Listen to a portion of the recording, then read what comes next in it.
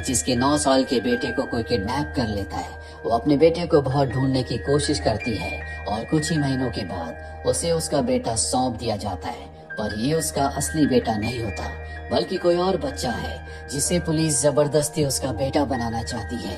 Bollywood silver screen presenting चेंजलिंग, साल 1928, Los Angeles, जहाँ पर हमें क्रिस्टीन नाम की एक लेडी को दिखाया जाता है जो कि सिंगल मदर है। वो अपने बेटे के साथ रहती है।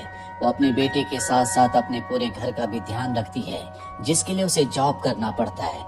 हर सुबह उठकर वो अपने रूटीन को पूरा करती है, जिसके बाद वो अपने बेटे को उठाती है और उसे स्कूल छोड़कर अपने काम पर चली जाती है। स्कूल खत्म होने के बाद जब क्रिस्टीन अपने बेटे को लेने के लिए जाती है, उसका बेटा उससे पूछता है कि डैड ने हमें क्यों छोड़ दिया। वो बताती है कि तुम्हारे डैड जिम्मेदारी लेने से डरते थे, इसीलिए वो हमें छोड़कर चले गए। वो अपने बेटे से वादा करती है कि कल सैटरडे है, मेरा ऑफ है, इसीलिए मैं तुम्हें अपने साथ मूवी दिखाने के लिए ले जाऊंगी। पर अगली सुबह जब वो उठती है तो उसके ऑफिस से कॉल आता है, उसे ऑफिस बुला लिया जाता है। हालांकि क्रिस्टीन अपने बेटे को मूवी दिखाने के लिए ले जाना चाहती है, पर उसे जाना पड़ेगा। जाने से पहले वो अपने बेटे से वादा करती है कि आने के बाद वो दोनों के दोनों मूवी देखने के लिए जरूर जाएंगे। कुछ देर के बाद जब क्रिस्टीन घर वापस आती है तो देखती है कि उसका बेटा घर पर नहीं है।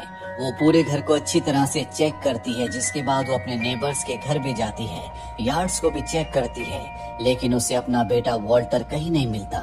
जिसके बाद वो पुलिस को कॉल करती है, पर उसके बेटे का कुछ पता नहीं चलता। 2 हफ्ते बीत जाते हैं और अब क्रिस्टीन अपने बेटे के लिए बहुत ज्यादा परेशान है। चर्च भी अब इसमें इन्वॉल्व हो जाता है। रेडियो प्रीचर गुस्टाव नाम का आदमी सबसे कहता है कि हमें क्रिस्टीन के बेटे वॉल्टर के लिए प्रेयर करनी चाहिए। साथ ही पुलिस अपना काम अच्छे से नहीं कर रही, क्योंकि वहाँ पर बहुत ज्यादा करप्शन है। अगर उन्होंने अपना काम अच्छे से किया होता तो अब तक वॉल्टर मिल चुका होता। और अब सबके सब वॉल्टर के लिए प्रेयर करते हैं, साथ ही पुलिस के खिलाफ प्रोटेस्ट भी करते हैं, पर इसका कोई फायदा नहीं होता। 5 महीने बीत चुके हैं, पर अब तक क्रिस्टीन के बेटे वॉल्टर का कुछ पता नहीं चला। वो अलग अलग शहरों में कॉल करके पता करने की कोशिश करती है, क्योंकि वो एक रेडियो ऑपरेटर भी है, पर इससे भी कोई फायदा नहीं होता। वहीं दूसरे शहर में हमें एक आदमी को दिखाया जाता है जो अपने बच्चे के साथ एक डाइनर यानी कि रेस्टोरेंट में जाता है। ये दोनों वहाँ पर खाना खाते हैं, पर जब बिल देने का नंबर आता है तो वो आदमी देखता है कि वो अपना वॉलेट भूल चुका है। रेस्टोरेंट का ओनर कहता है कि तुम अपना वॉलेट ले आओ, तब तक तुम्हारा बेटा यहीं पर रहेगा। वो आदमी यहाँ से चला जाता है, पर लौट कर नहीं आता। वहीं हमें कैप्टन जे जॉन्स को दिखाया जाता है, जो कि क्रिस्टीन के बेटे वॉल्टर के केस को हैंडल कर रहा था। वो क्रिस्टीन के पास आता है और बताता है कि तुम्हारा बेटा मिल चुका है। ये सुनकर क्रिस्टीन बहुत खुश हो जाती है। अगले दिन वो क्रिस्टीन को अपने साथ रेलवे स्टेशन ले जाता है, क्योंकि उसके बेटे को ट्रेन से वापस लाया जा रहा है। यहाँ पर कैप्टन जे जॉन्स उसे पुलिस चीफ से मिलवाता है और अब जल्दी ट्रेन आ जाती है। यहाँ पर बहुत सारी मीडिया भी है। अब उसके बेटे को उसके सामने लाया जाता है, जिसे देखकर क्रिस्टीन हैरान हो जाती है। वो कहती है कि ये मेरा बेटा नहीं है। यहाँ पर जो जे जॉन्स है वो कहता है कि ये तुम्हारा ही बेटा है। 6 महीने बीत चुके हैं, साथ ही तुम्हारे बेटे का वेट लूज हो चुका है। इसके जाने से तुम्हारे दिमाग पर गहरा असर हुआ है, इसीलिए तुम अपने बेटे को अच्छे से पहचान नहीं पा रही। इसीलिए अब वो बच्चे से पूछते हैं कि तुम्हारा नाम क्या है। वो बताता है कि मेरा नाम वॉल्टर है और ये मेरी मॉम है। साथ ही वो अपने घर का सही एड्रेस भी बताता है, जो सुनकर क्रिस्टीन हैरान हो जाती है। कैप्टन जे जॉन्स कहता है कि मैं चाहता हूँ कि इस बच्चे को तुम कुछ वक्त के लिए अपने घर ले जाओ। अगर फिर भी तुम्हें लगे कि ये तुम्हारा बेटा नहीं है तो उसके बाद मैं दोबारा इस केस पर काम करूंगा। इसके बाद वो मीडिया को बुलाता है और एक झूठी कहानी सुना देता है। क्रिस्टीन उस बच्चे को लेकर अपने घर आ जाती है। वो बहुत ज्यादा परेशान है। उसे पूरा विश्वास है कि ये बच्चा उसका नहीं है, इसीलिए वो उसकी हाइट नापती है और कहती है कि इस दुनिया में कोई ऐसा इंसान नहीं हो सकता जो लंबी से छोटा हो जाए। मैंने पिछली बार जब अपने बेटे की हाइट नापी थी तो वो तुमसे 3 इंच ज्यादा बड़ा था। बताओ तुम कौन हो? पर वो बच्चा उसकी बात का कोई जवाब नहीं देता। अगले दिन क्रिस्टीन पुलिस स्टेशन जाकर कैप्टन जे जॉन से मिलती है और उसे बताती है कि ये जो बच्चा है इसकी हाइट मेरे बेटे से 3 इंच कम है, ये मेरा बेटा नहीं है। पर कैप्टन बार बार उसे एक ही बात बोलता है कि वही तुम्हारा बेटा है। क्रिस्टीन की आंखों में आंसू होते हैं। कैप्टन कहता है ठीक है, कल मैं तुम्हारे घर में एक डॉक्टर को भेजूंगा, वो कंफर्म करेगा कि वो तुम्हारा बेटा है या नहीं। अगले दिन उसके घर पर एक डॉक्टर आता है जो बच्चे को बिना चेक किए बिना किसी जांच पड़ताल के फैसला कर देता है कि क्रिस्टीन का बेटा वॉल्टर वही है। वो क्रिस्टीन से कहता है कि कभी कभी स्ट्रेस होने की वजह से बच्चों की स्पाइन श्रिंक हो जाती है, जिस वजह से कुछ इंचिस तक उनकी हाइट कम हो सकती है। दरअसल सबके सभी साबित करने की कोशिश कर रहे होते हैं कि ये बच्चा क्रिस्टीन गई है। अब एक दिन के बाद रेडियो पास्टर गुस्ताव का उसे कॉल आता है, जो उसे चर्च में बुलाता है और न्यूज़पेपर दिखाता है जिसमें उसके और उसके बेटे की न्यूज होती है। पुलिस ने कहा होता है कि हमने क्रिस्टीन के बेटे वॉल्टर को ढूंढ लिया। डॉक्टर ने भी इसकी पुष्टि की है, लेकिन वो अपने बच्चे को एक्सेप्ट नहीं करना चाहती क्योंकि वो उसकी जिम्मेदारी नहीं उठाना चाहती। गुस्ताव कहता है कि पुलिस वाले चाहते हैं कि तुम इस बच्चे को पालो, उन्होंने कभी तुम्हारे बच्चे को ढूंढा ही नहीं। दरअसल वो अपनी जिम्मेदारी से भागना चाहते हैं। यहाँ का जो पुलिस चीफ है वो कभी अपने काम को अच्छे से नहीं करता। आज से 2 साल पहले उसने कुछ ऐसे पुलिस ऑफिसर्स की टीम बनाई जो कि सब के सब करप्ट थे। उन लोगों ने कई लोगों के एनकाउंटर किए। इस बात से उन्हें कोई फर्क नहीं पड़ता कि वो बेगुनाह थे या गुनहगार। उन्होंने अपने कॉम्पिटिटर्स को खत्म कर दिया और अब उनका गुंडा राज चलता है। तुमने उनके ऊपर एलिगेशंस लगाए कि वो अपना काम अच्छे से नहीं करते, वो सब के सब करप्ट है। इसीलिए अब वो समाज के सामने साबित करना चाहते हैं कि तुम एक अच्छी इंसान नहीं हो, एक ऐसी औरत हो जो अपने बच्चे की जिम्मेदारियों से बचने के लिए उसे एक्सेप्ट नहीं करना चाहती। क्रिस्टीन को इस सुनकर बहुत दुख होता है और अब वो अपने बेटे के डेंटिस्ट के पास जाती है। डेंटिस्ट कहता है कि मैंने तुम्हारे बेटे के सारे दांतों को खुद अपने हाथों से निकाला है। मुझे पता है कि उसका स्ट्रक्चर कैसा है। ये जो तुम्हारा बेटा है, इसके दांतों का स्ट्रक्चर और तुम्हारे बेटे वॉल्टर के दांतों का स्ट्रक्चर पूरी तरह से अलग है और ऐसा तब तक नहीं होता जब तक कि सर्जरी से उसे बदला ना जाए। ये सब कुछ वो डेंटिस्ट से रिटर्न में ले लेती है।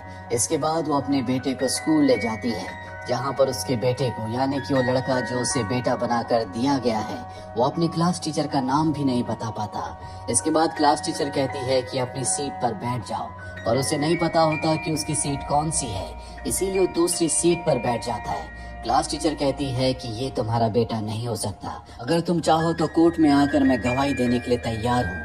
दरअसल सबको कंफ्यूजन इसलिए हो रहा होता है क्योंकि इस बच्चे की वॉल्टर से शक्ल मिलती है और अब क्रिस्टीन मीडिया के सामने ऐलान करती है कि जिस बच्चे को पुलिस ने मुझे हैंडओवर किया है वो मेरा बेटा नहीं है। कुछ महीने पहले मेरा बेटा खो गया था। शायद पुलिस अपना काम अच्छे से नहीं करना चाहती या गलती से उन्होंने किसी और के बेटे को मुझे सौंप दिया है। मेरे पास मेरे बेटे के डेंटिस्ट का रिटर्न लेटर भी है।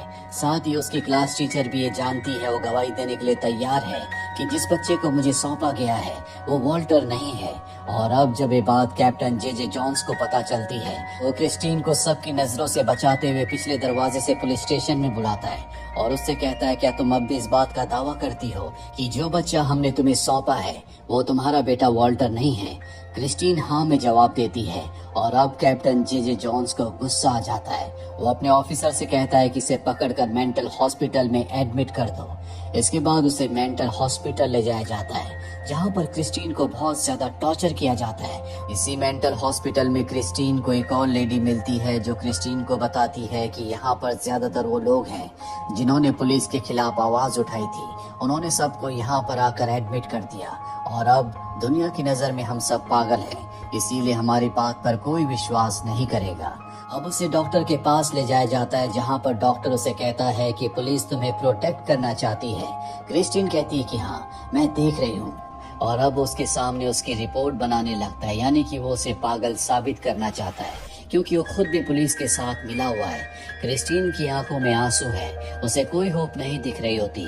दूसरी तरफ हमें लेस्टर नाम के एक डिटेक्टिव को दिखाया जाता है जो एक लड़के को पकड़ता है जो इलीगली कनाडा से यहाँ पर रह रहा होता है। उस लड़के का नाम क्लार्क है जिसकी उम्र मात्र 15 साल है।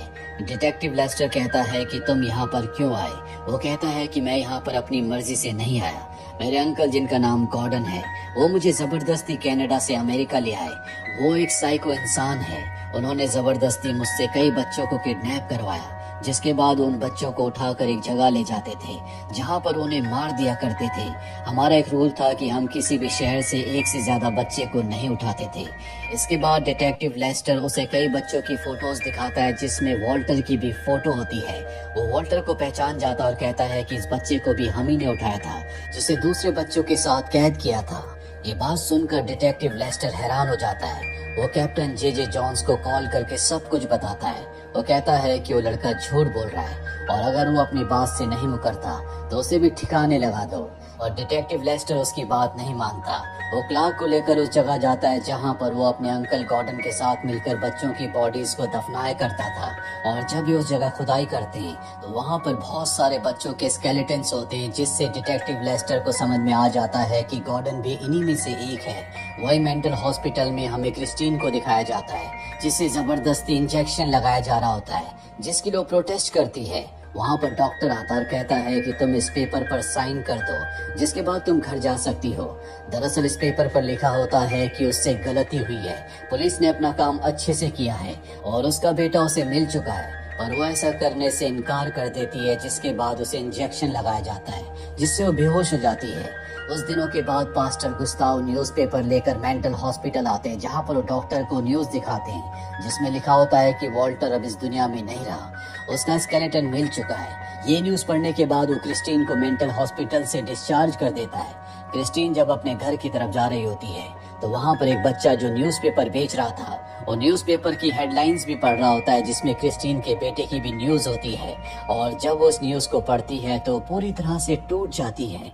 पिछले कई महीनों से उसे एक उम्मीद थी कि शायद उसका बेटा मिल जाएगा, और आज उसकी उम्मीद टूट चुकी है।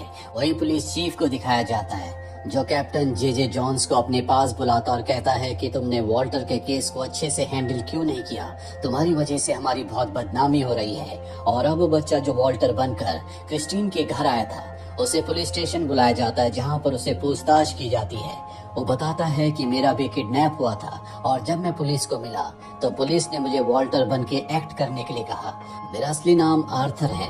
वही हमें क्रिस्टीन को दिखाया जाता है, जो फैसला कर चुकी है कि वो सभी करप्ट पुलिस ऑफिसर्स के ऊपर केस करेगी जो उसके बेटे के केस में इन्वॉल्व हैं, जिनमें सबसे बड़ा कल्प्रिट कैप्टन जे जॉन्स है, जो उसे और उसकी तरह कई बेगुनाह लोगों को मेंटल हॉस्पिटल तक भेज चुका है। मास्टर गुस्ताव की मदद से उसे एक लॉयर मिल जाता है, जिसे वो सब कुछ बताती है। और अब लॉयर उस मेंटल हॉस्पिटल में जाता है, जहाँ पर बहुत सारे ऐसे नॉर्मल पेशेंट्स हैं जिन्हें पुलिस ने यहाँ पर भेजा है। और अब डर के वो सब के सब लोगों को यहाँ से डिस्चार्ज कर देते हैं, जो देखकर क्रिस्टीन को बहुत अच्छा लगता है। वही हमें गॉर्डन को दिखाया जाता है, जिसे पुलिस ने अरेस्ट कर लिया है। और अब जब गुस्ताव क्रिस्टीन को लेकर कोर्ट जा रहा होता है तो ये देखते हैं कि रास्ते में बहुत सारे लोग हैं जो सब इनके समर्थक हैं और पुलिस के खिलाफ प्रोटेस्ट कर रहे हैं। कोर्ट में क्रिस्टीन के अलावा और भी ऐसे पेरेंट्स होते हैं जिन सब के बच्चों को गॉर्डन ने किडनैप करके मार दिया था। लॉयर सबसे पहले साबित करता है कि कैप्टन जे जॉन्स ने अपनी ड्यूटी को अच्छे से नहीं निभाया। उसने कभी वॉल्टर को ढूंढने की कोशिश ही नहीं की। साथ ही उसने केस को खत्म करने के लिए एक अनजान बच्चे को वॉल्टर बनाकर क्रिस्टीन को सौंप दिया, ताकि केस को हमेशा के लिए बंद कर दिया जाए। और जब क्रिस्टीन ने इसका विरोध किया तो उसे जानबूझकर ठीक होते हुए भी मेंटल हॉस्पिटल में एडमिट कर दिया गया।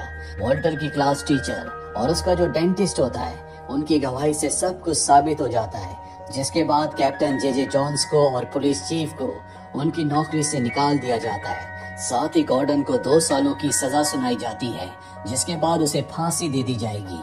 पर जाने से पहले गॉर्डन क्रिस्टीन को कहता है कि मैंने तुम्हारे बेटे को नहीं मारा। ये सुनकर क्रिस्टीन को होप मिल जाती है कि शायद उसका बेटा अब भी जिंदा है। 2 साल बीत जाते हैं और अब गॉर्डन को उसकी सजा मिलने वाली है। मरने से पहले वो क्रिस्टीन को एक मैसेज भिजवाता है कि वो क्रिस्टीन को वॉल्टर के बारे में सब कुछ बताना चाहता है।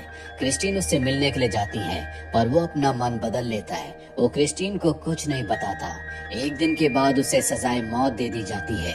5 साल और बीत जाते हैं। क्रिस्टीन की अब तरक्की हो चुकी है। उसका जो बॉस है उसे पसंद करता है। वो क्रिस्टीन से डिनर के लिए पूछता है, लेकिन क्रिस्टीन कहती है कि आज नहीं, मैं फिर कभी चलूंगी। और तभी क्रिस्टीन को एक कॉल आता है, जो कि पुलिस स्टेशन से एक लेडी का होता है। वो बताती है कि मेरा बेटा भी तुम्हारे बेटे के साथ गॉर्डन के कब्जे में था, लेकिन आज कई सालों के बाद वो हमें मिल गया। मैं चाहती हूँ कि तुम पुलिस स्टेशन आ जाओ। इसके बाद वो पुलिस स्टेशन जाती है, जहाँ पर वो बच्चा डिटेक्टिव को बताता है कि हम तीनों को गॉर्डन ने एक ही जगह पर किडनैप करके रखा था। वॉल्टर और एक दूसरे लड़के ने भागने का प्लान बनाया। हम तीनों के तीनों भाग गए और मेरा पैर फेंस में फंस गया था। वॉल्टर वापस आया, उसने मेरी मदद की, जिसके बाद हम तीनों के तीनों अलग अलग दिशाओं में भागे। मुझे नहीं पता कि वॉल्टर और उस दूसरे लड़के को गॉर्डन ने दोबारा पकड़ा या नहीं, लेकिन ये पूरी बात सुनने के बाद क्रिस्टीन के दिल में उम्मीद एक बार फिर से जाग जाती है। उसे लगता है कि उस रात को उसका बेटा कहीं भागकर चला गया था, जो अब भी जिंदा है और वो किसी भी हाल में उसे ढूंढना चाहती है। तो ये थी एक माँ की सच्ची दर्द भरी कहानी।